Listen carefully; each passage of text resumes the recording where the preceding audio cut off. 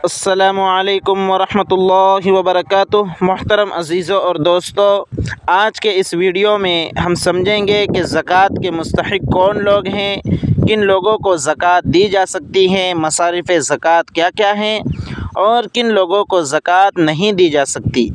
तो याद रखें, ज़कात के मुस्तहिक़ ये लोग हैं। नंबर 1, फ़कीर।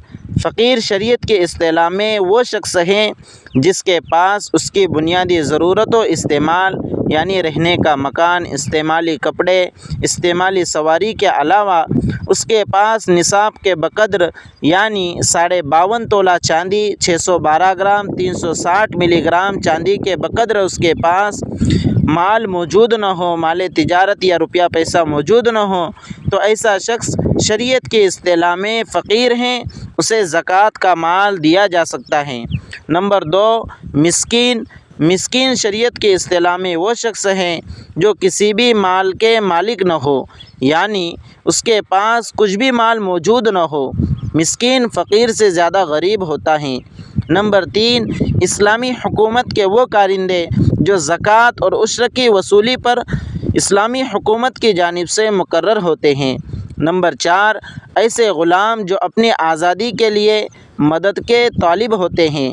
चूँकि आज के दौर में ग़ुलाम नहीं हैं, ये कदीम ज़माने की बात है जब ग़ुलाम बांदियों का दौर हुआ करता था और ग़ुलाम अपने आका से अपनी आज़ादी के लिए मुकातबत का मामला किया करता था कि इतने पैसे आका को देना है, इतने पैसे जब वह आका को दे देगा तो उसका आका उसे आज़ाद कर देगा। तो ऐसे ग़ुलामों की आज़ादी के लिए ज़कात के माल से उनकी मदद करना भी जायज़ है, ये ज़कात का मसरफ़ है। नंबर 5, ऐसा कर्ज़दार शख्स जिसको कर्ज़ से सुबुकदोशी के लिए ज़कात दी जाए। कोई शख्स मकरूज़ है और उसके पास इतना माल मौजूद नहीं है कि वह अपना कर्ज़ अदा करने के बाद उसके पास निसाब के बकद्र माल बच जाए, तो ऐसे मकरूज़ शख्स की भी ज़कात के माल से मदद की जा सकती है। नंबर 6, वो मुसाफिर जो सफ़र के दौरान ज़रूरतमंद हो जाएं। बहुत सी मर्तबा ऐसा होता है कि आदमी सफ़र में होता है और सफ़र के दौरान उसका रुपया पैसा वगैरह चोरी हो जाता है, गुम हो जाता है, ख़त्म हो जाता है और उसे रुपये पैसों की ज़रूरत होती है। हालांकि वो शख्स अपने घर पर साहिब निसाब होता है, उसके पास माल मौजूद होता है, तो ऐसे मुसाफिर शख्स की भी ज़कात के माल से मदद की जा सकती है। ये वो लोग हैं जिन लोगों को ज़कात का माल दिया जा सकता है। इसी तरह ज़कात के माल का एक मसरफ़ फ़ी सबीलिल्लाह भी है। फ़ी सबीलिल्लाह के मिज़दाक़ में वो लोग दाखिल हैं जो दीन की तरक्की और सरबुलंदी के लिए काम कर रहे हैं।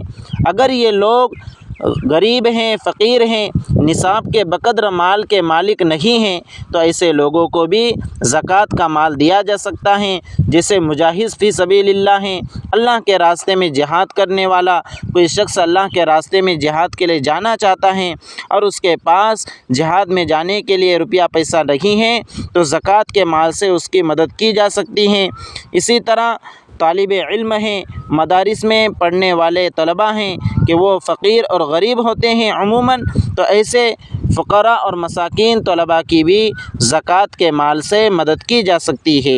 ये वो लोग हैं जिन लोगों की ज़कात के माल से मदद की जा सकती हैं जो ज़कात के माल के मसरफ़ है।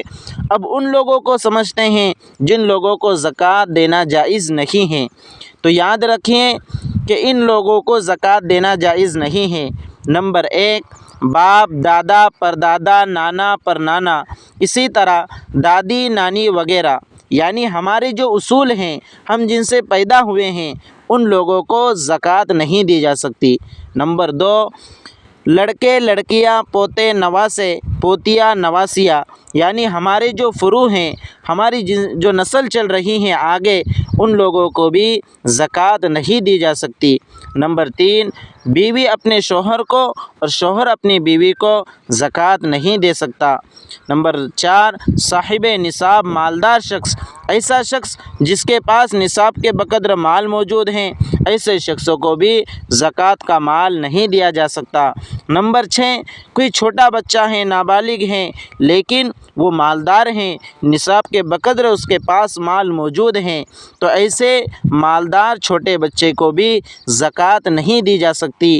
اسی طرح نمبر 7، سادات یعنی جو سید لوگ ہیں، بنو ہاشم ہیں، آل علی ہیں، آل عباس وغیرہ ہیں، تو ان لوگوں کو بھی زکوٰۃ کا مال نہیں دیا جا سکتا۔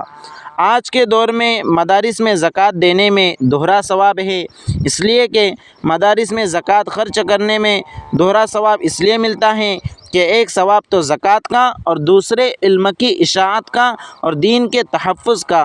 اس لیے لوگوں کو چاہیے کہ وہ اپنے زکوٰۃ کا اکثر حصہ یا کم از کم کچھ حصہ مدارس کے اندر صرف کرے۔ نیز رمضان المبارک کا مہینہ چل رہا ہے، اور رمضان المبارک کے مہینے میں چونکہ ہر فرض عبادت کا ثواب 70 گنا بڑھا دیا جاتا ہے، اس لیے رمضان میں زکوٰۃ دینے میں انشاءاللہ 70 گنا ثواب ملنے کی امید ہے۔ لیکن اس کا یہ مطلب ہرگز نہیں کہ ساری زکوٰۃ رمضان ہی میں نکال دی جائیں اور غیر رمضان میں فقراء کی ضرورتوں کا خیال نہ رکھا جائے، بلکہ حسب ضرورت و مصلحت زکوٰۃ کا مال خرچ کرنے کا اہتمام کرنا چاہیے۔ اللہ رب العزت سے دعا ہے کہ اللہ رب العزت ہمیں اپنے اموال کی زکوٰۃ ادا کرنے کی توفیق عطا فرمائے۔